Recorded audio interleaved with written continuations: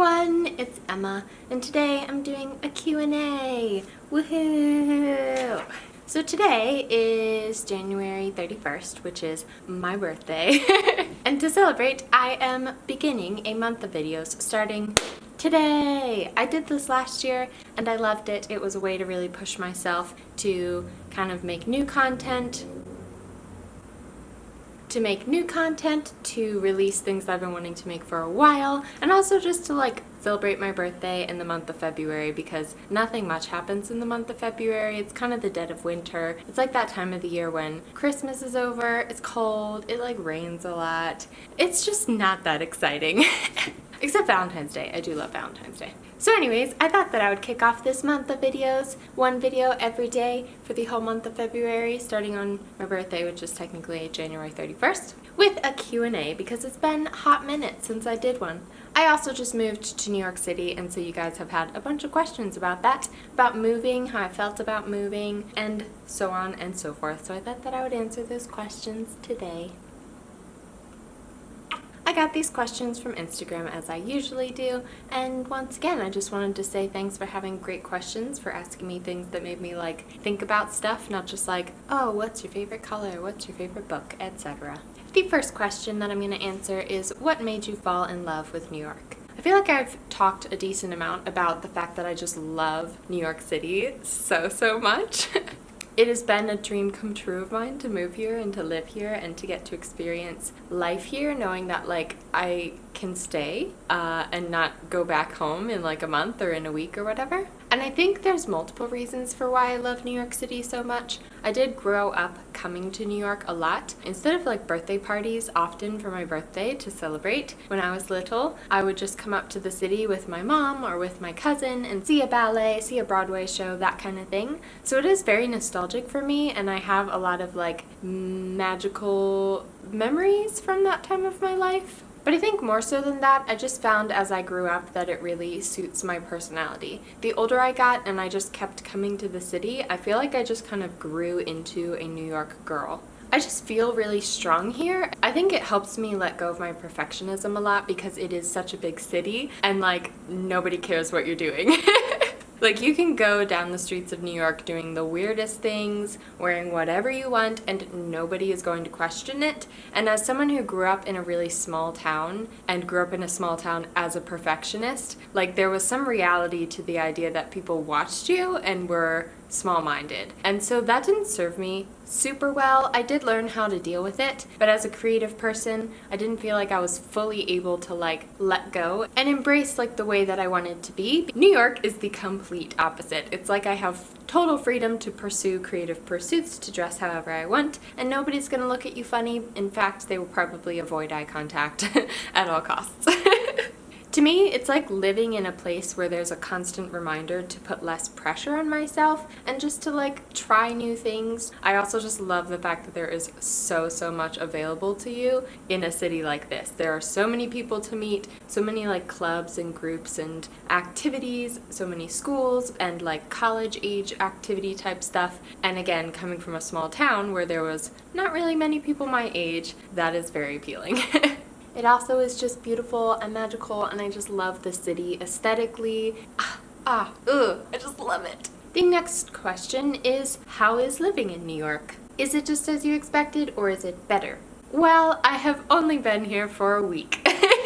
So I feel like I can't say too much about what it's going to be like, because I'm still very much in the honeymoon period. I heard someone say recently that when you move to a new city, the first 6 months it will be the best place in the world, and then the next 6 months where you left will be the best place in the world. So I'm very much aware that living here isn't going to be skipping around through the city at all times. However, I just got here, so it very much is skipping around the city, just clouds over my head and music playing in the background. I love it. However, I also am very much so still in the transition, so there are challenges that come along with that. I feel like moving to any new place, there will be challenges, and that's very normal, and I plan to take them as they go, and I very much expect there to be difficulties and adjustments. Some of the things that I will be doing here have not yet started, and I'm the type of person who I do better when I'm very, very busy. There's a siren.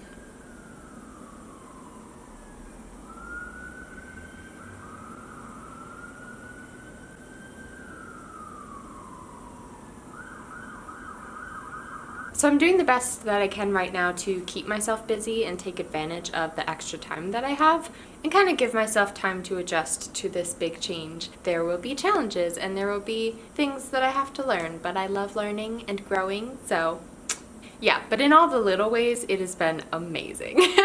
I also just love like walking around and having these little positive moments. I know New Yorkers are not thought of this in general, but I personally think, and I think most people who live here think, that New Yorkers are the nicest people in the world. Like, I'll be in a subway station underground somewhere and like some girl will come up to me and be like, "Oh my gosh, I love your coat, you're so cute, have a great day." And I'm like, "Thank you, I love you." So yeah, I like the energy of the city, so I've been loving it so far. No complaints. The next question is, what is the best piece of advice that you've received? So much. I feel like I've gotten so much good advice from my loved ones recently because I am going through this big change. I have really appreciated people speaking into my life. It's often so helpful to hear other people's observations of you. And I don't mean like any old person, but like people that you love and trust and know that you're not gonna cause any issues in the friendship or whatever. I've been finding it so useful to open myself up to other people's opinions and what they see in my life and like hear their observations, ways that they think I can grow. So 2 pieces of advice that I had recently come to mind. The first was from my friend Kat. Love you, Kat. I was talking to her about what I was saying earlier about like keeping busy, and I was just asking her what her experience has been, like whether she does better when she's busy in school and working, or whether she appreciates having a lot of rest time, self-care kind of time. So I was just asking her for her own experience, and she really encouraged me in this transition time to try new things and to not be afraid of trying new things. To find clubs or events or any kind of community where I can meet new people and experience new things, and to really open myself up to that and to not have like a fear of trying. To find things that I'm passionate about and invest my time in those things. And even though I had planned to do exactly that, in fact, it was one of the things that I was most excited about in moving to the city, hearing it from someone that I love and trust really like solidified it in my mind as like, okay, yes, I want to do that. I want to be purposeful about putting myself out there and trying new things and meeting new people. I feel like little nudges like that from people who love you are really important, very encouraging, and like just give me the oomph that I need to like go out there. And then the second piece of advice recently I got was from my mom, who is just constantly pouring into me, giving me the best advice out there. She was saying not to be afraid to ask questions and not to think too much that I need to be seen as knowing everything or like having it all together, because I tend to think that way. She was saying that people who look for talent don't look for the people who have it all together and who like have no problems whatsoever, but they look for the people who are ambitious in the way of being willing to ask questions and to figure things out and to go after learning, and that it's good to accept the fact that we don't know everything, we don't have control, and so we should kind of move through life as trying to learn and trying to grow.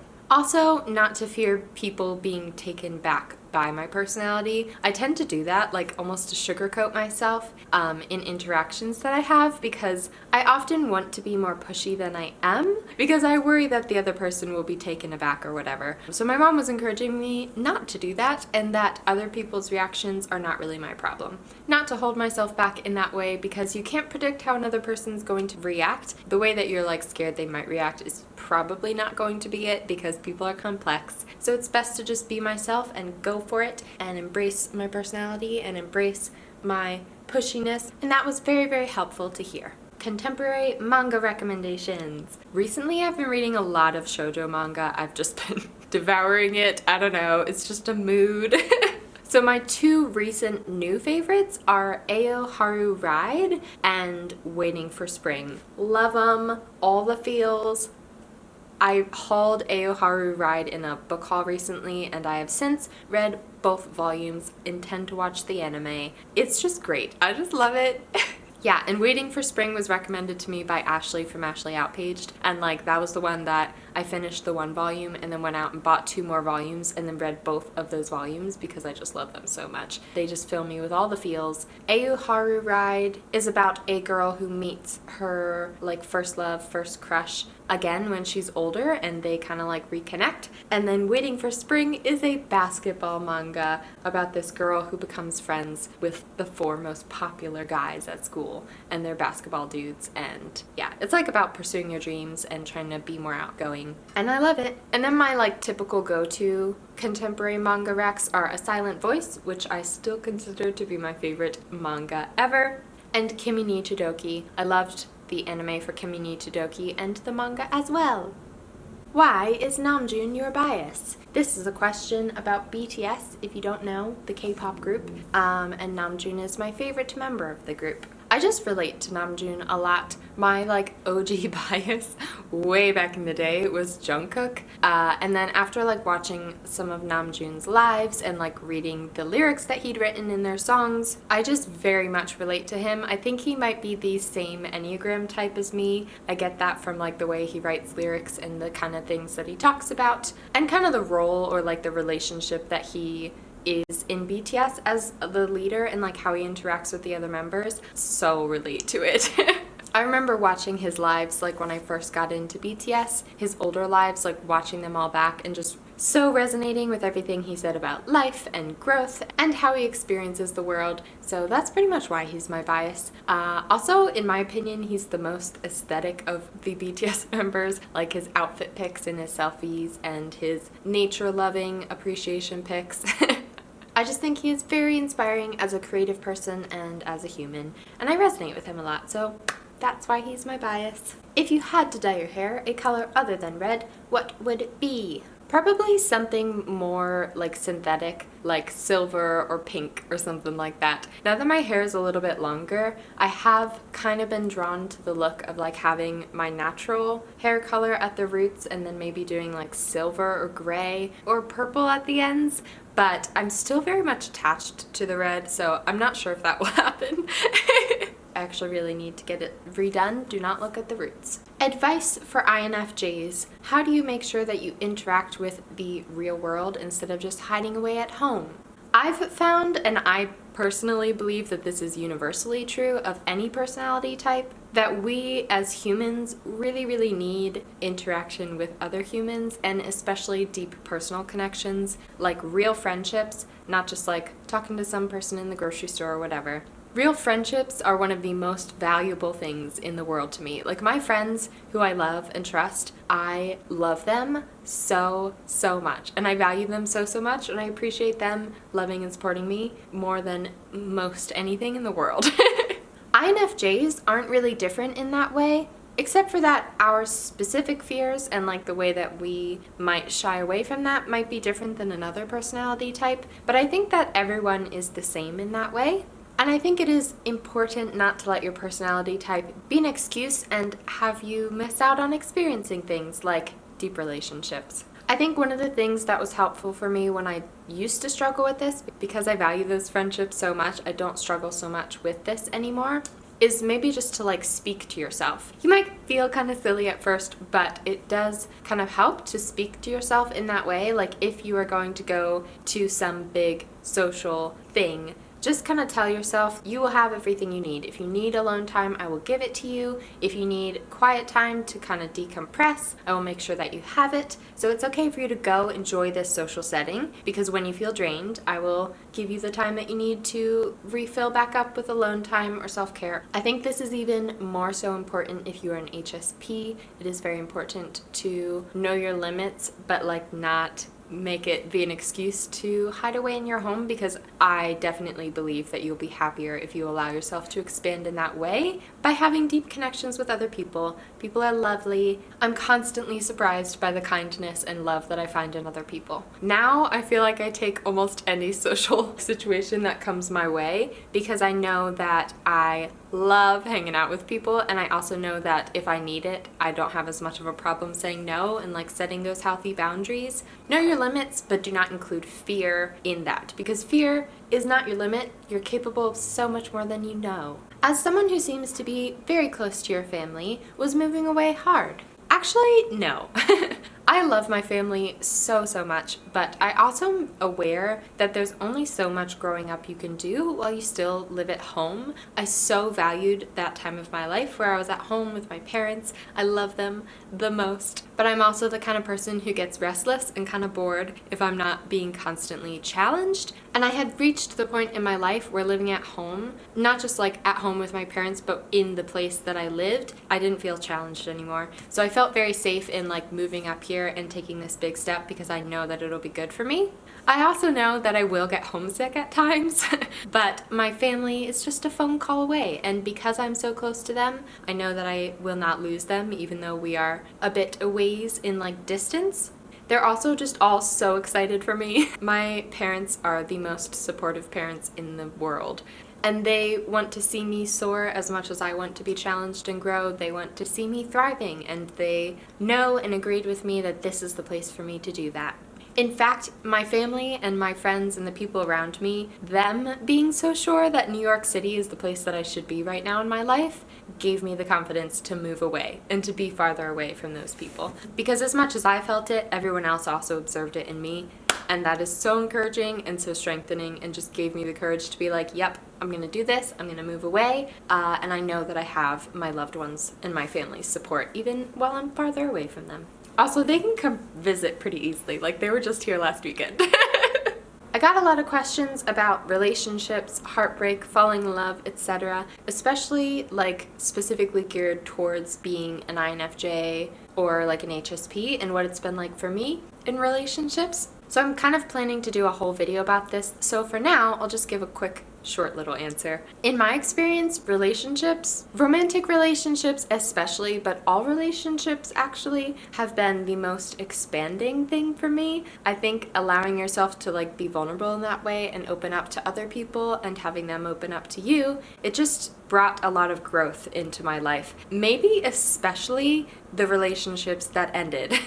I think the key is being willing to really open yourself up to change and growth, learning how to love other people and seeing it as a learning experience, and not closing up and not like shutting yourself down when you get hurt, which is very difficult, I know. I went through a big breakup this past year, and I view it as one of the most growing times of my life. Like, I feel like I became who I am today through that breakup, if that makes sense. And I know that that was very specific to me and to my experience and to like the situation of the relationship that I went through. But yeah, I think that it's really important to keep yourself open and not to close up, and that kind of vulnerability is like so strengthening in a way, which is counterintuitive but very important.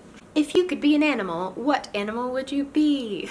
I would definitely be a doe as in doe, a deer, a female deer. They're just so pretty and cute and like kind of graceful but awkward at the same time, and I feel like that is very much me. You know how you have those weird random conversations with like your friends or your closest family or whatever, where you're like, well, what animal do you think I am? Everyone has always said that I would be a doe, that would be me as a creature, and I embrace that. I think it's adorable. Any tips for a type 1 Enneagram?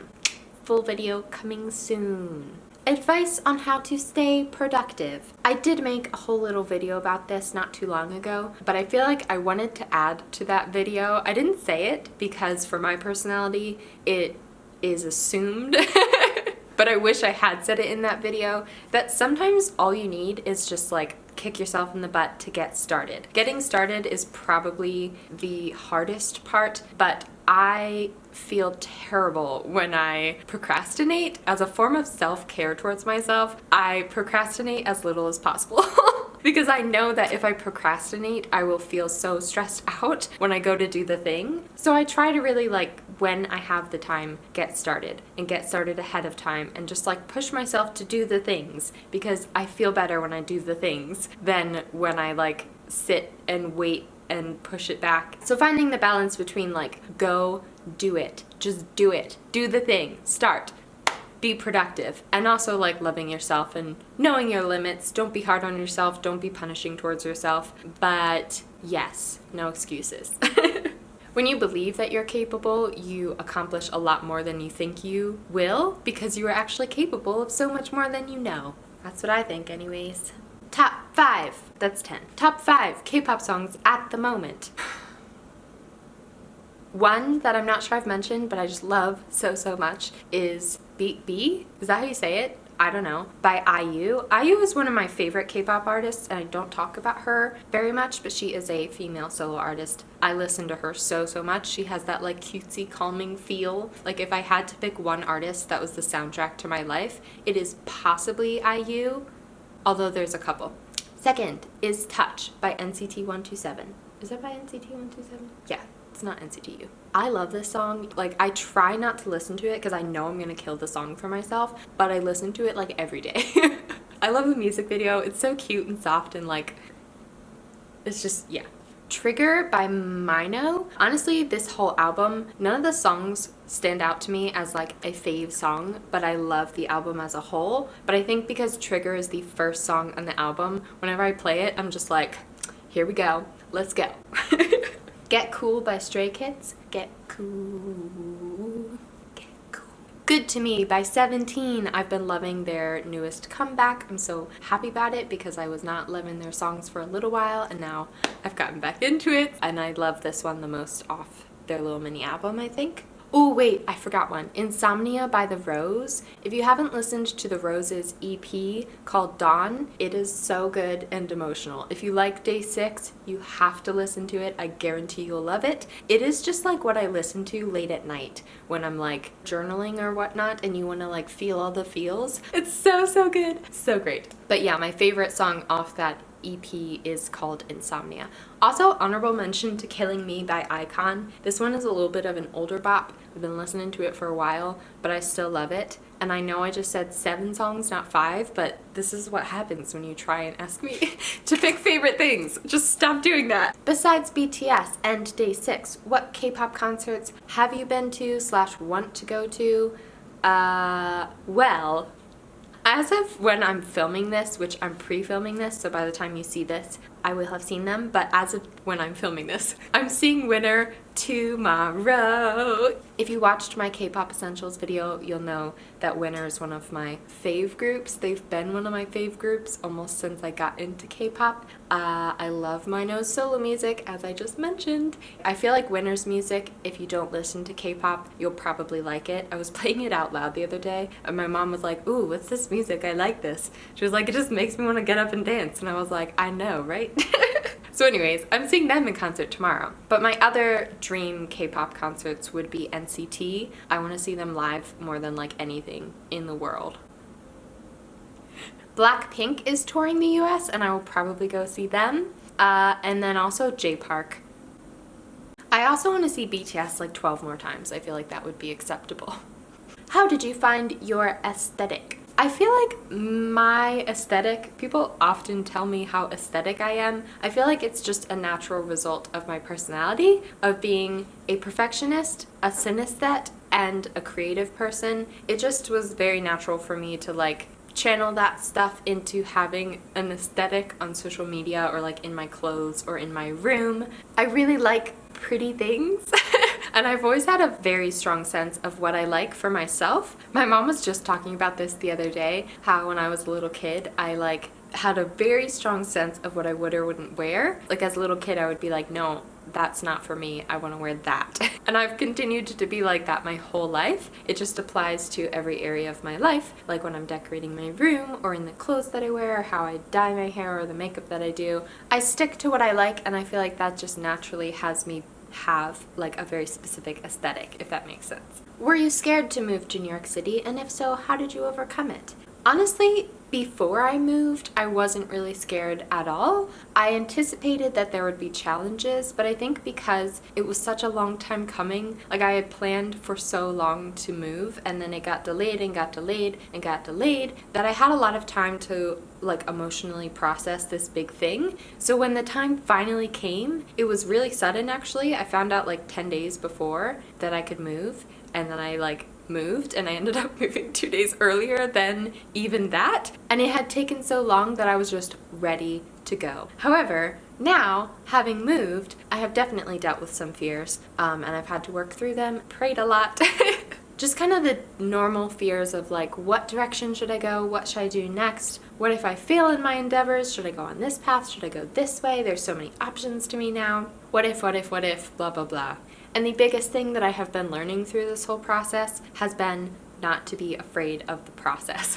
I mentioned that oh so briefly in my 2019 goals, that I wanted that to be something I improve in this year, in like not being afraid to go try one thing, move to a new job, try this, try that, see where I end up.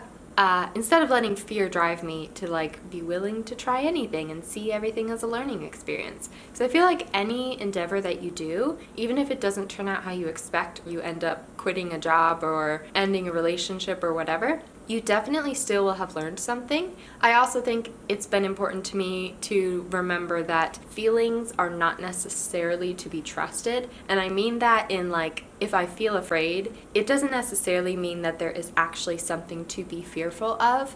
So if I'm afraid of failure, it doesn't mean that I'm going to fail.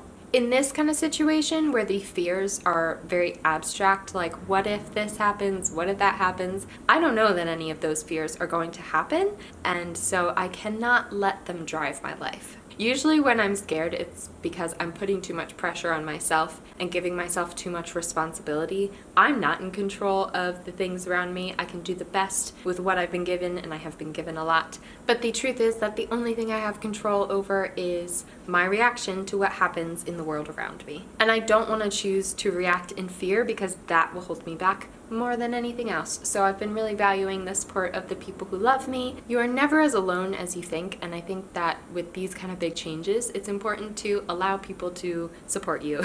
We're actually not meant to do everything on our own. I know that that is very much my intuition, and like other people's natural way is that you want to be independent, but that's actually not how we're meant to best function. So yes, I've been trying to think that way instead, with that perspective of being willing to try, being willing to fail and grow, learn, figure things out as I go, kind of let go of those fears and allow myself to push forward and move forward, because that's the way I'm going anyways. Alrighty, Roo! I think those are all the questions I'm going to answer today. Been filming for a long time now because I tend to get very chatty in these Q&As, so I'm going to end this here. Thank you all so much for all your support in this move. I just love hearing from you all. I've been getting all these messages of like, you being courageous has made me want to pursue my dreams, and that just means the most to me. I love to hear from you all and how you're doing in your life. So if you have any life updates, put them down below in the comments or send me a message on Instagram. I read them all even though I don't respond. I hope that you're having a lovely day or night or afternoon wherever you are, whatever you are doing, and I will see you in my next video. See you tomorrow!